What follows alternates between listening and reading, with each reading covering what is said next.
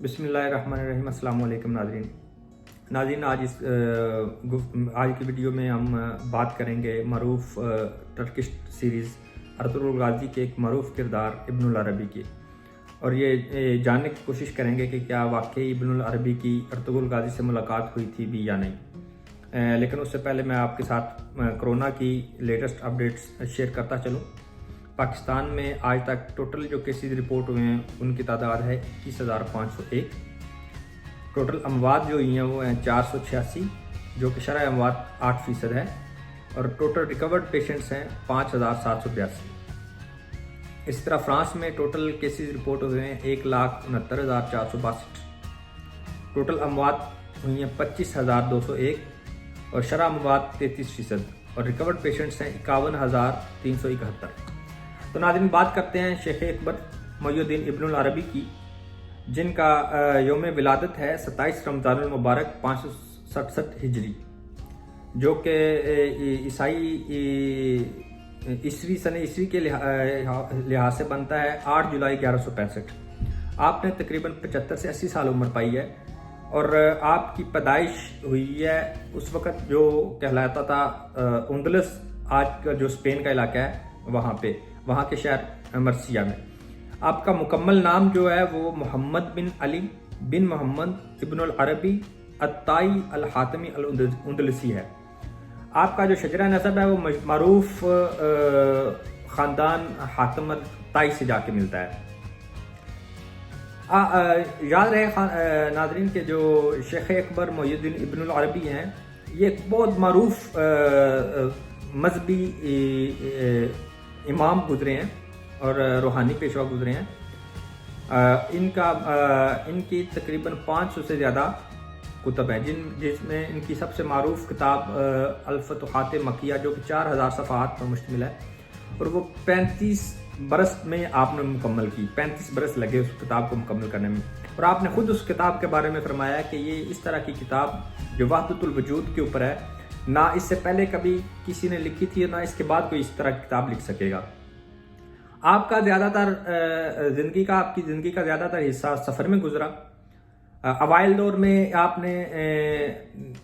North افریقہ یعنی مغرب، مراکش، تیونس، بجایا، یہاں پہ سفر کیے، اور اس کے بعد پھر آپ کے سفر جو تھے وہ دمشق، بغداد، مکہ، حلب اور اناطولیہ یعنی ترکی کے تھے۔ تو اسی وجہ سے جو آپ نے اناطولیہ میں سب سے پہلے جو آپ تشریف لائے اناطولیہ میں، وہ 1205 عیسوی کونیا میں آپ نے رہائش اختیار کی، کونیا میں۔ تو چونکہ ارطغرل غازی کی پیدائش ہے 1198 عیسوی، اور ارطغرل غازی کی وفات سن وفات ہے 1280 عیسوی، تو یہ زمانہ جو کہ مشترکہ زمانہ ہے، اور ابن العربی خود انہوں نے اپنی پیشین گوئی میں فرمایا تھا کہ میری قبر جب سین شین میں داخل ہوگا تو میری قبر ظاہر ہوگی، یعنی کہ جب سین شین سے مراد یہ لی جاتی ہے کہ اس کے بعد ان کی اس پیشین گوئی کا اظہار اس طرح ہوا کہ سلیم خان جو عثمانی سلطنت کا سلطان تھا، وہ جب حلب میں دمشق میں آیا تو اس نے آپ کی قبر کے اوپر مقبرہ بنوایا۔ یعنی سلیم خان شام میں آیا، جب شام دمشق میں، تو سین شین میں داخل ہوئی، تو انہوں نے مقبرہ بنایا۔ پہلے آپ کی جو قبر تھی وہ اتنی معروف نہیں تھی، اس کے بعد پھر جب مقبرہ بنا اور ساتھ انہوں نے مدرسہ وغیرہ بنوایا، تو وہ اس کے بعد پھر معروف ہو گئی آپ کی قبر، اور زیارت کے لیے لوگ جانے لگے۔ تو میں بات کر رہا تھا اناطولیہ کے آپ کے سفر کی۔ تو آپ نے 1205 عیسوی میں آپ پہلی دفعہ اناطولیہ آئے، اور اس دوران آپ نے اناطولیہ کے مختلف شہروں میں کا وزٹ بھی کیا، جس میں کسائی اور اس کے بعد ایک دو اور شہر ہیں، میرے ذہن سے اب نام اتر گیا ہے، ان کا بھی آپ نے وزٹ کیا۔ سیواس نام ہے ایک شہر کا، اور اسی دوران کونیا میں آپ نے مختصر قیام فرمایا، اور کونیا میں آپ نے ایک شادی بھی کی، اور ایک بیوہ خاتون سے شادی بھی کی، اور وہاں کے سلطان کے کوباس نے آپ کو ایک مکان بھی بنوا کے دیا۔ اس کے بعد پھر آپ واپس مکہ مکرمہ چلے گئے، پھر آپ دوبارہ کونیا تشریف لائے 1210 میں، پھر آپ چلے گئے دمشق بغداد وغیرہ میں، اس کے بعد دوبارہ آپ ملاتیہ میں تشریف لائے 1216 سے 1220 عیسوی تک، یعنی 1216 سے 1220 عیسوی یہ وہ پیریڈ ہے جس دوران ارطغرل غازی جوانی دیکھ چکا تھا اور اپنی جوانی کے ایام گزارا تھا،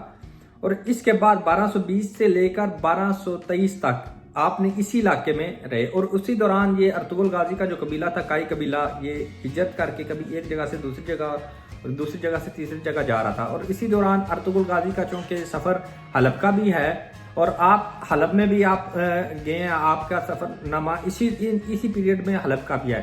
تو یہ چونکہ آپ کی جو سوانح عمری ہے جو تاریخ کی کتابوں میں موجود ہے، یہ اس سے یہ آپ کے سفر موجود ہیں اس میں، لیکن ان میں کہیں پہ بھی ارطغرل غازی سے ملاقات کہیں پہ بھی موجود نہیں ہے، کہ ثبوت موجود نہیں ہے، یا کسی مورخ نے نہیں لکھا، لیکن چونکہ سلیم خان نے جب وہ آیا تھا دمشق اور اس نے دمشق آ کے آپ کے مقبرے کو آپ کی قبر پہ مقبرہ بنوایا اور اس اپنی اظہار کیا اپنی محبت کا، عقیدت کا، اور اس کے بعد ازاں بھی جو سلطنت عثمانیہ کے سلاطین تھے وہ یہی سمجھتے رہے اور وہ یہی کہتے ہیں کہ چونکہ یہ جو بشارت تھی سلطنت عثمانیہ کی اور قسطنطنیہ کی فتح کی، یہ آپ کی تھی، شیخ اکبر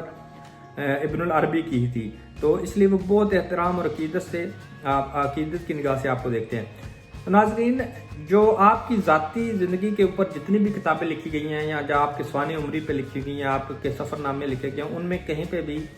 ارطغرل غازی سے ملاقات کا تذکرہ نہیں ہے، لیکن چونکہ ٹرکش جو